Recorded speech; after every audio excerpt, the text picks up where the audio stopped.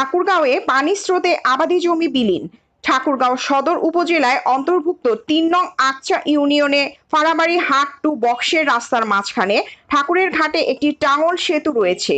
সেই সেতুর দুই পাশে অনেক আবাদি জমি রয়েছে, কিন্তু টাঙ্গল নদীর ভরাটের কারণে আজ দেখা দিয়েছে আবাদি জমিগুলো ভাঙন। তাই অতি সত্বর যদি সেতু ব্লক না দেওয়া হয়, তাহলে অচিরে এই আবাদি জমিগুলো আর থাকবে না। তাই সরকারের কাছে সাধারণ কৃষকের দাবি, নদীর দুই পাশে যেন সরকারি বরাদ্দের মাধ্যমে ব্লক দিয়ে আমাদের জমিগুলো রক্ষা করেন, না হলে কৃষকেরা আমরা নিঃস্ব হয়ে যাব। প্রিয়াঙ্কা মল্লিক, আলোকিত টিভি, ঢাকা।